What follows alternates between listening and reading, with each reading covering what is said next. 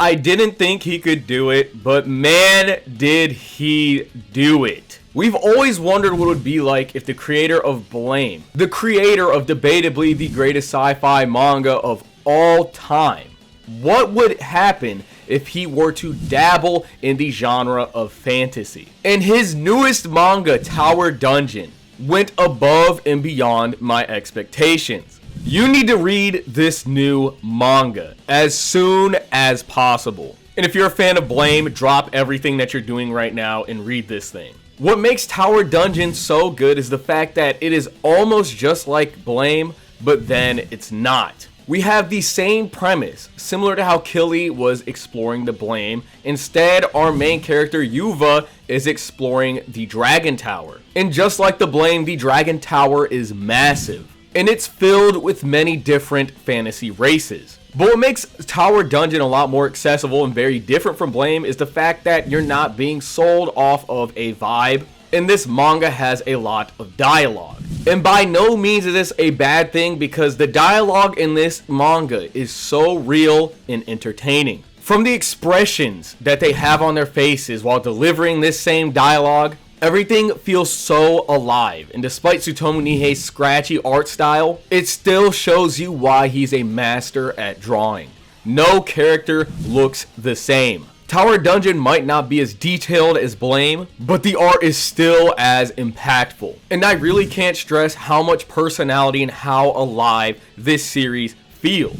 This simple scene when all these characters are on a boat, they're having a conversation, we get our first look at one of the many races that exist in the world of Tower Dungeon, this mouse race, which are known as Ratwicks. Literally a race of talking rats, as if Despero was in a dark fantasy. One of the giant rats from Dark Souls running around with a sword or bow and arrow. I absolutely love the creativity. It was as if I was reading a real fantasy novel.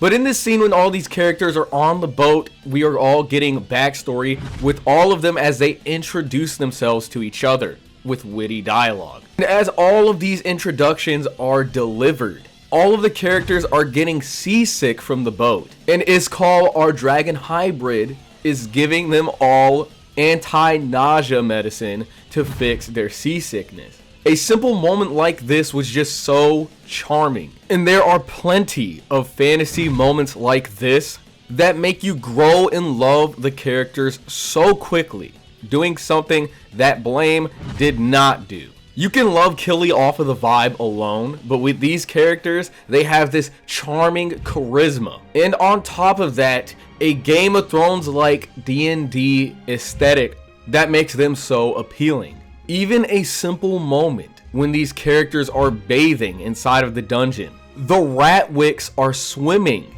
in this pool of water alongside an old man that rides a crow goat. A crow goat hybrid.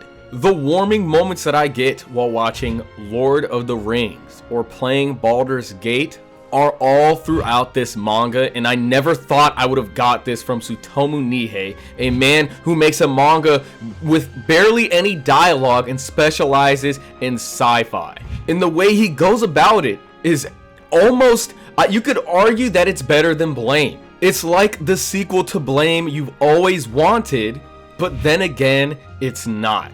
And that right there is revolutionary. A constant reminder why Tsutomu Nihei is in my top 5 favorite mangakas of all time. Even the story with such a simple premise of the main character Yuva trying to explore this tower, going to the top of it, trying to save a princess. That is not the most original concept, but the originality in the execution absolutely saves it.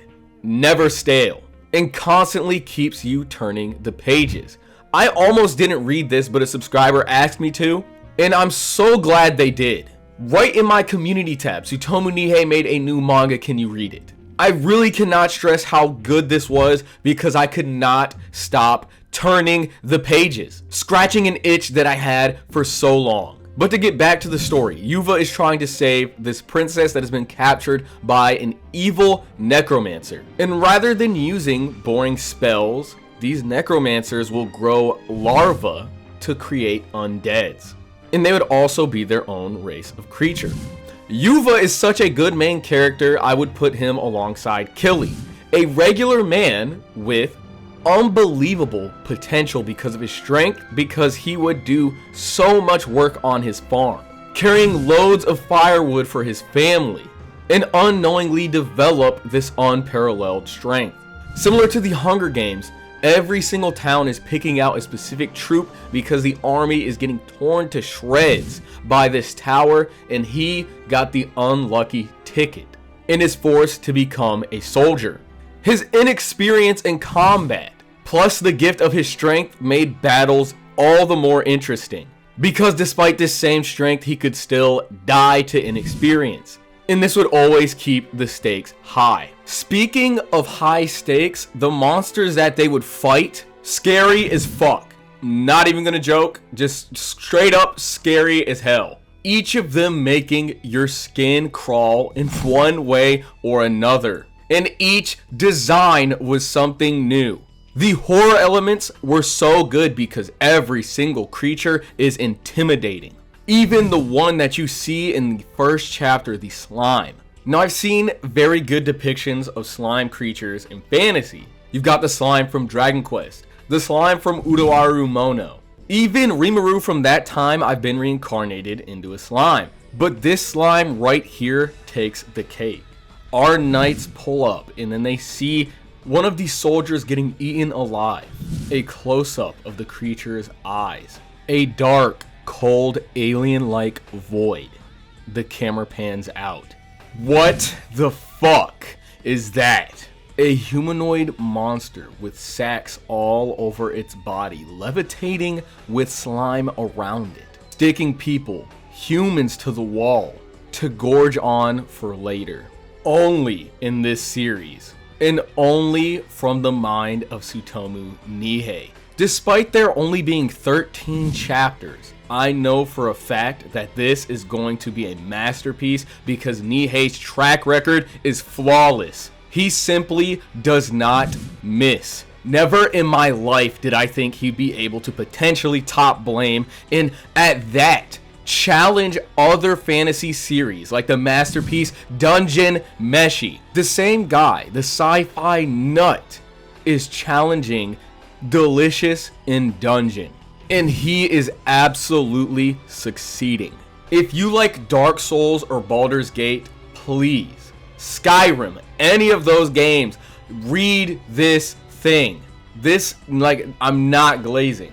It's just that good. The best part is I haven't even talked about the side characters or the many antagonists in the series, but this man, Karash, he might not be stronger than some of the monsters, but I think I'd rather run into one of the creatures in a dungeon than run into Carvage. I absolutely love dragons, and if you can make me horrified of them, you are going above and beyond as a writer. See, the best part is that the main characters, the heroes of the story, are strong, but the villains are that much stronger. And to see Yuva challenge these villains with no experience makes you wonder how he's going to constantly win and survive, never getting old. Despite the strength of these characters, simple arrows can kill them. They can starve to death. And watching them overcome every single new challenge that faces them, the twists and turns that subvert your expectations because maybe something good could come out of the bad thing that they're facing, or even the slight chance that things just get even worse, reading becomes a very hard addiction. This manga is like playing an RPG. And it's not one of the cheap ones where everything is just thrown into a JRPG. And they give the characters nasty ass stats that you don't care about. And you're reading and you're like, wow, this guy literally just played Dragon Quest and put it in the manga. That's great. Instead, it is so fun to read. It'll feel like you're playing Metaphor or even Skyrim. Even the relationships between the characters is so good. As of right now, there are 13 chapters. And this manga is ongoing. And I cannot wait for what the future has in store for it. If you want something to scratch the creative itch, if you want to see amazing set pieces, Read a manga that's so good you can fall in love with its characters in less than 10 chapters. Tower Dungeon is perfect for you. If you're tired of fantasy, just fantasy anime not hitting and feeling underwhelming or just like a simple parody, read it, please. With all that being said, check out Tower Dungeon. It's peak. It's actually peak. Don't forget to like and subscribe, and feel free to recommend manga in the comments section down below. After all, this manga was from a recommendation. And if you recommend something, whether it be good or bad, I will give you a shout out in the video. Not only this, if you have a manga that you're making and you want me to cover it on the channel, hit me up and we can talk. Y'all take it easy. I hope to see y'all in the next video. And with that, I'm out.